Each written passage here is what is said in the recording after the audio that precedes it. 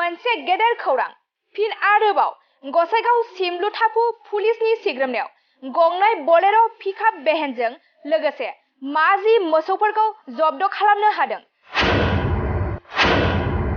मोसौखौ बेंगलनि धुपगुरिनिफ्राय लाबोबाय थानाय समावनो गसाइगाव सिमलुथाफु पुलिसनि सिग्रोमनायाव हमनो हायो। हमजानाय गंनैबो बोलेर' पिकआप भेननि नाम्बारा जादों AS17C6595 आरो AS17C7688 आरो सिखावफोरा मोसौफोरखौ फिथाइनि कार्टुननि सिङाव लाबोनाय जादोंमोन। नंगौ, गसाइगाव सिमलुथाफु पुलिसनि सिग्रोमनायाव मोसौ सिखावफोरखौ हमनो हादों। मोसौखौ सिखावै लाबोना हमजानाय सालायगिरिया धुबुरी बालाजारनि थागिबि साहिदुर रहमान होननानै मोनथिनो मोननाय जादों।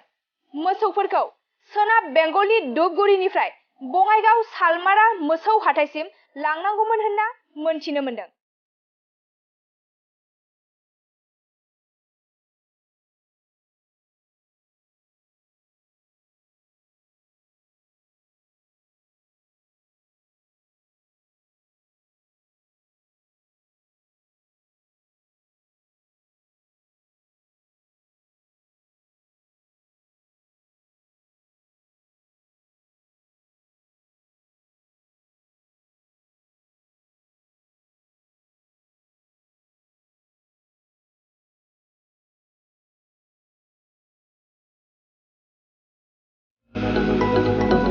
क'क्राझार सहरनि साखाथि थिथागुरियाव थानाय मानास पाब्लिक स्कुला 2024-25 सोलोंथाइ बोसोरनि गोदान मुं थिसननाया सोलिगासिनो।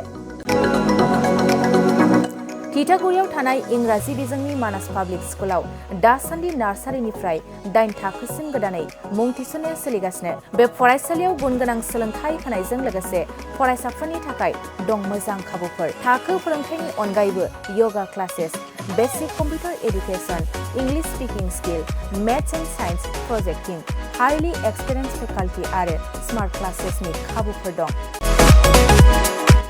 बेजों लोगोसेनो बे फरायसालियाव हौवासा आरो हिन्जावसानि थाखाय आलादा हस्टेलबो दं। गोसो गोनां बिजाथिफ्रा थिथागुरिनि मानास पाब्लिक स्कुलाव मुं थिसनोब्ला नैबे जानबुं नाम्बार 6000853288 6000489621 9101008849 कल खालामनानै सुलाद लानो हागोन।